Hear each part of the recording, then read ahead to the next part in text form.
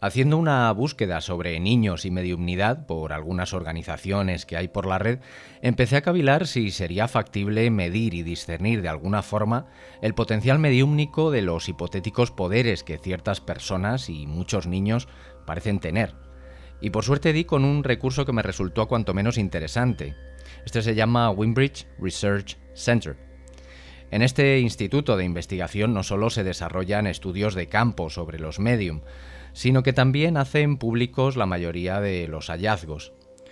La directora de investigación de esta organización se llama Julie Weichel. Ella tiene un doctorado en farmacología y toxicología y está especializada en microbiología e inmunología.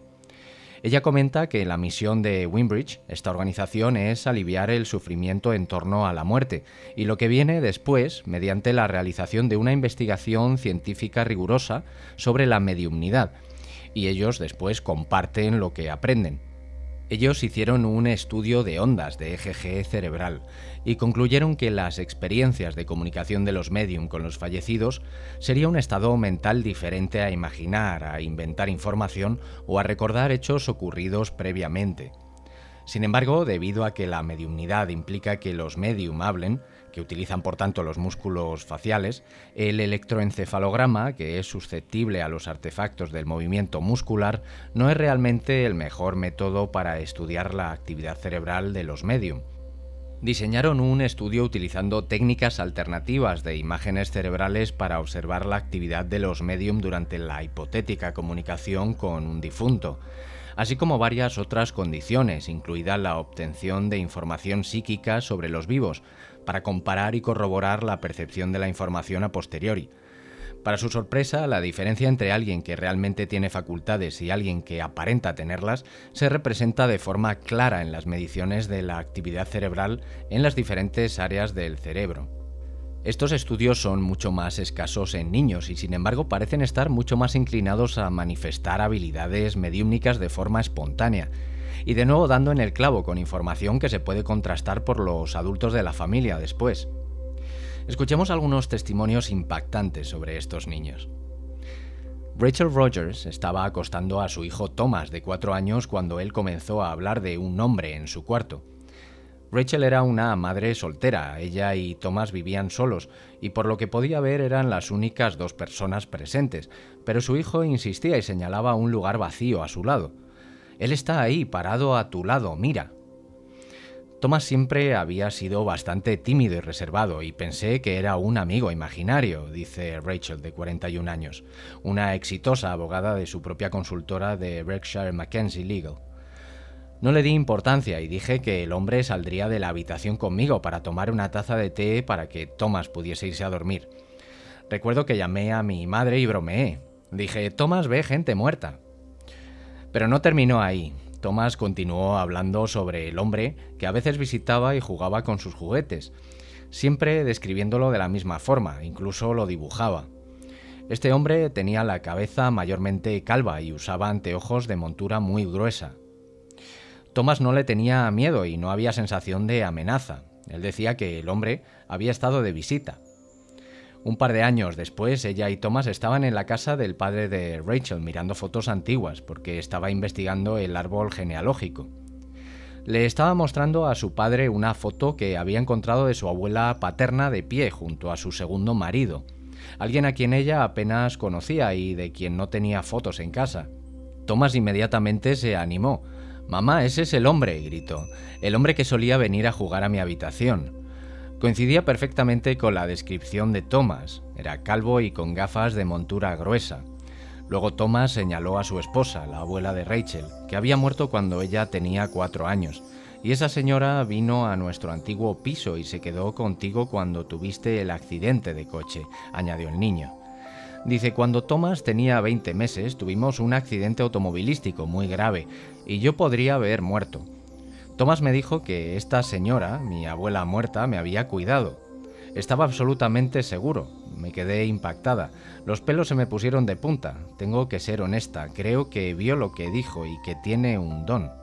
Fue demasiada coincidencia y no hay otra explicación. Bien, la idea del niño psíquico tiene muchos siglos de antigüedad. Ya en 1620, William Perry, un niño de 12 años que afirmó estar poseído, hizo que miles de personas acudieran en masa a su adormecida aldea de Estados Unidos. Finalmente admitió que estaba fingiendo, aunque no antes de que la pobre mujer de al lado fuera arrestada por brujería. Ahora es un área de crecimiento en los Estados Unidos. Hay campamentos y talleres de verano en los que los niños muy sensibles pueden desarrollar su intuición, sus dones espirituales y su consciencia energética, como lo llaman ellos. El exitoso programa de televisión estadounidense Psychic Kids, Niños de lo Paranormal, hizo seguimiento a los niños espiritualmente dotados, mientras hablaban con aparentes fantasmas, predecían desastres e intentaban encontrar personas desaparecidas. Todo este interés se sitúa en el contexto de un auge del llamado pensamiento mágico, ya que poco a poco deja de ser tabú incursionar en lo paranormal. Los niños, como se cree popularmente, pueden llevarnos a este otro reino porque todavía tienen un pie tanto en nuestro mundo como en el mundo espiritual. Según muchos espiritualistas, tanto ellos como los animales son más puros que los adultos humanos, son más genuinos y sin filtros culturales. Todavía no se les ha dicho qué pensar o qué ver. Es por eso que a menudo nos sorprenden con su intuición. Percibir cuando estamos tristes o preocupados, o saber que estamos enfermos, o incluso que una mujer en la familia está embarazada antes de que ella misma lo sepa. Este otro caso es de Emma Salter, de 36 años.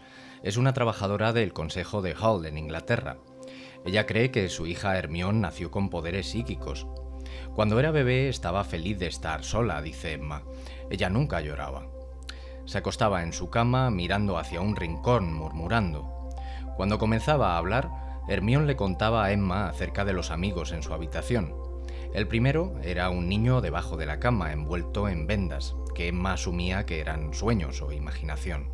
Sin embargo, cuando Hermione tenía 3 años, antes de comenzar la escuela, Emma la llevó a un museo escolar victoriano. Estaba emocionada, dice Emma. Me dijo que esto era como su vieja clase y me explicó de qué se trataba absolutamente todo, levantando el escritorio y diciéndome que allí era donde guardaba su pizarra y su lápiz. No había forma de que supiera lo que eran esas herramientas tan antiguas. Me dijo que su maestra tenía una gorra divertida y una capa larga, y llevaba un palo. En otra parte del museo habló sobre lo que era un mangle, y cuando llegamos a lo que me pareció un gran tambor con un palo, me explicó que aquí era donde su madre solía lavar la ropa. Ella reconoció todo. Cuando salimos de ese museo, pensó, sí, mi hija puede ver y recordar cosas. Lo tuve que creer. Tan pronto como pudo hablar, Hermione le contó a su madre acerca de sus amigos invisibles. Ahora, una adolescente, Hermione ya no muestra ningún don psíquico, pero la familia cree que sus poderes una vez le salvaron la vida. Una mañana había tenido una pesadilla sobre 2 hombres aterradores que la molestaban, dice Emma. Ella siguió llorando. Incluso se lo contó a sus maestras de párvulos. Esa noche Hermione se estaba quedando en la casa de su tía, la hermana de Emma, y el techo de la cocina se derrumbó por completo. Con eso me refiero a todo el techo, no a algunos pedazos. Hermione estaba bajando las escaleras a punto de entrar allí, cuando vio a los 2 hombres de su sueño fuera de la cocina, asustándola. A la noche siguiente los volvió a ver en un sueño, y estaban sonriendo, ataviados con vestidos blancos, y ya no daban miedo. Le dijeron que habían estado allí para mantenerla a salvo, aunque tuvieran que asustarla para mantenerla fuera de ese peligro. Otro caso interesante es el de Claire Waters, una homeópata que vive en la zona rural de Hampshire. Ella ha estado tan desconcertada por lo que cree que son los dones psíquicos de su hija que recientemente ha escrito un libro sobre su viaje. Comenta, mi hija Faith siempre ha sido un alma sabia, bastante reservada, siempre tranquila, pero sus dones psíquicos surgieron de la nada. Mi esposo todavía está indeciso, es una persona científica y no cree haber visto nada que sea a prueba de piedra, pero no tengo ninguna duda de que Faith puede ver espíritus a su alrededor. Ella nunca se sorprendió de verlos, ni siquiera pensó que fuera tan interesante, simplemente era normal para ella.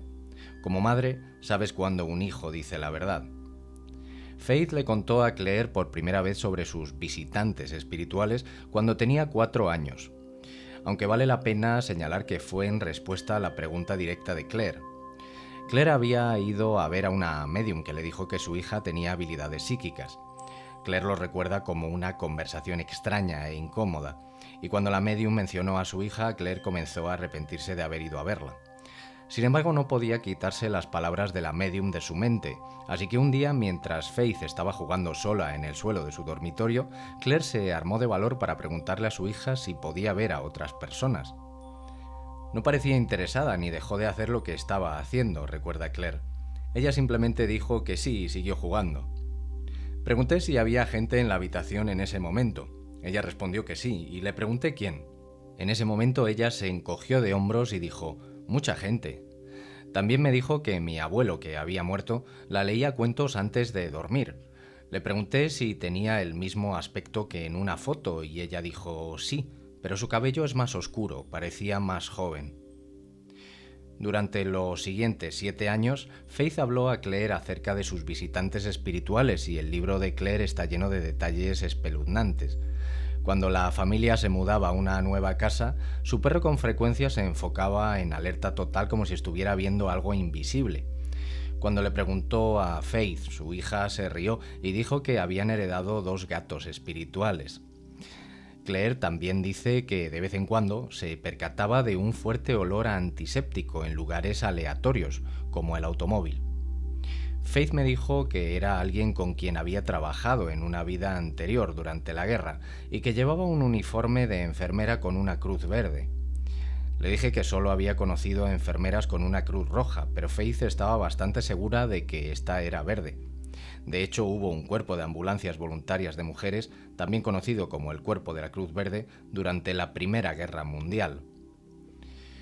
Faith tiene 15 años ahora y rara vez habla de visitantes espirituales o asuntos psíquicos. Ella todavía es sabia, muy diligente y reservada, pero ahora solo quiere ser una adolescente normal y corriente, ya que no quiere que el resto considere que es la rara. Por otro lado, Deborah Hyde, antropóloga cultural y editora de la revista The Skeptic, no está convencida del todo. Dice que los niños siempre han tenido amigos imaginarios. Dice: «Tuve uno y también recuerdo haberlo hecho para llamar la atención». Hyde da el ejemplo del famoso Poltergeist de Enfield de 1977. Libros, documentales, películas y dramas de televisión. La inquietud de una modesta casa del Consejo de Enfield, en el norte de Londres. Ruidos fuertes, muebles en movimiento y juguetes arrojados. Se centraron en 2 hermanas en concreto, eran Margaret y Janet, de 13 y 11 años respectivamente, que también parecían levitar. Los eventos fueron noticia y atrajeron a parapsicólogos que afirmaron haber presenciado los extraños eventos por sí mismos y se involucraron fuertemente en la vida de las niñas. Aunque de adultas, las hermanas han admitido finalmente haber fingido el 2% de los fenómenos, en gran medida defienden su historia, al mismo tiempo que evitan la atención de los medios. Dice: «En primer lugar, hubo muchas personas que visitaron y no estaban convencidas», dice Hyde, «pero sus voces rara vez se escuchan, y a la madre no le gustaba que viniera gente a menos que fueran creyentes. Esas chicas eran inteligentes, frustradas e infelices. Su padre se había ido de casa y eso era inusual en los años 70. Creo que lo que probablemente comenzó como adolescentes tonteando, luego trajo algunas figuras masculinas encantadoras y solidarias, y había demasiado en juego como para detenerlo. Por lo general, estos casos se adaptan a la narrativa de un adulto, a menudo piensan que su propio hijo es especial». Hyde señala el fenómeno de la nueva era de los niños índigo, que supone que poseen rasgos sobrenaturales y cuyas cualidades típicas incluyen la resistencia a la autoridad y ser vistos como extraños. Los críticos argumentan que los padres han elegido esta etiqueta cuando, de hecho, sus hijos muestran signos clásicos de trastorno por déficit de atención con hiperactividad, autismo o algún tipo de enfermedad mental. Vale, entonces, más allá de estos análisis, podemos decir que, estas hipótesis desde el punto de vista escéptico desmontan de forma clara las experiencias anteriores. Yo diría que probablemente no. Naturalmente habrá muchos casos en los que los niños busquen la atención de unos padres demasiado ocupados o que tengan más fantasía de lo habitual. Sin embargo, de nuevo, en estos casos, la hipótesis escéptica caería en saco roto por no poder explicar el flujo de información correcta que va desde los niños hacia los adultos, que corroboran dicha información a posteriori. En varios casos, incluso información sobre datos históricos específicos y sobre familiares de muchas generaciones atrás, y para las que los adultos necesitan recurrir a los registros que tienen disponibles, puesto que nunca llegaron a conocerles. Bien, aquí acabamos. Ya sabéis que si en algún momento vuestros hijos, si son pequeños, os dicen alguna cosa un poquito extraña, no lo desdeñéis desde el primer momento y esperad un poquito a ver qué es lo que se cuece. Bien, espero que este contenido os haya gustado, que os aporte algo a este increíble camino que es la vida. Un abrazo y nos vemos pronto.